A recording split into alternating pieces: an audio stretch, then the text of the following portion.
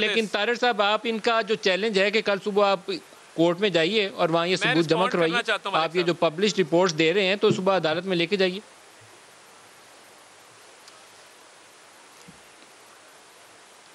पहली बात तो ये है लॉ का बैकग्राउंड है, मगर इनको ये नहीं पता कि हाई कोर्ट में नहीं जाया जाता। हाई कोर्ट में सिर्फ रिट जुरिस्डिक्शन के तहत जाया जाता है।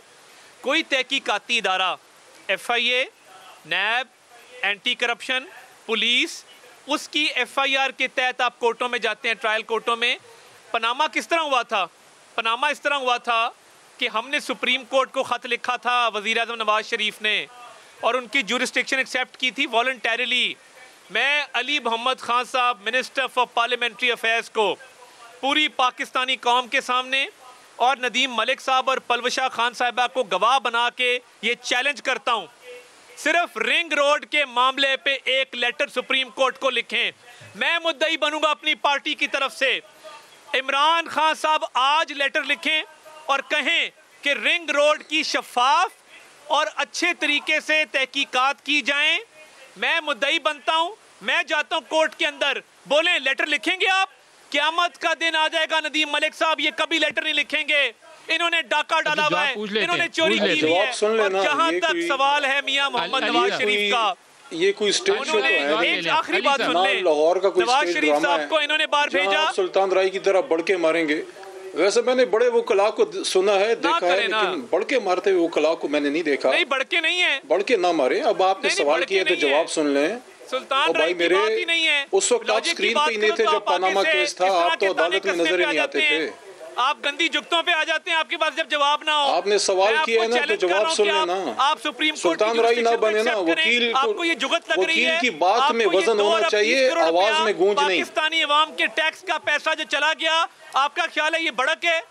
ताड़ साहब, चीखने की जरूरत नहीं है, वकील को चीखने की जरूरत नहीं होती। वकील अपनी दलाल में वजन पैदा करता है। अगर आपकी इजाजत, तो आपने एक सवाल किया है तो जवाब देने की इजाजत दे दें। आप अगर ताने कसेंगे तो ले लेना,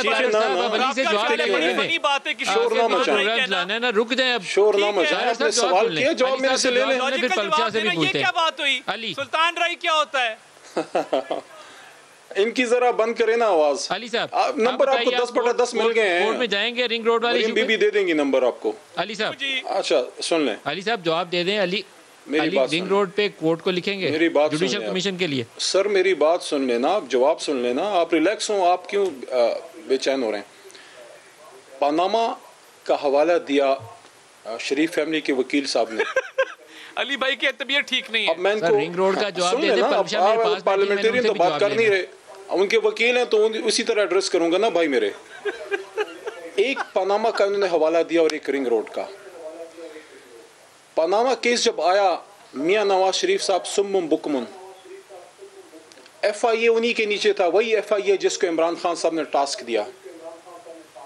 सारे तहकीकाती इदारे मियां साहब को जवाब देते, टस से मच ना हुए। सर आप रिंग रोड का जवाब दे दें तो मैं पलशाह की तरफ आऊंगा। इस तरह बात बहुत कौमी असेंबली में, अब पूरा सुन लें, जिस दिन कौमी असेंबली में खड़े हुए कि हुजूर ये हैं वो ज़राए, ये नाचीज, ये गुनाहगार उस वक्त उस ऐवान में मौजूद था, और मेरी आंखों के सामने उनके वकील सलमान अकरम राजा साहब ने सुप्रीम कोर्ट ऑफ पाकिस्तान में ये बात की, उनके वकला ने सब ने की कि वो सियासी बयान था।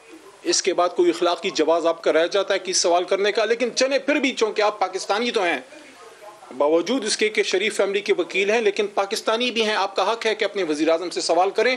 तो आपके वज़ीर आज़म ने आप ही के मुल्क के टॉप के इदारों को कहा है कि इसकी इन्वेस्टिगेशन करें, और आपके चीनी के मामले की भी इन्वेस्टिगेशन करें, और आपके उन तमाम मामलात की जिसमें आप लोगों के दौर से यहाँ पे माफिया बैठा।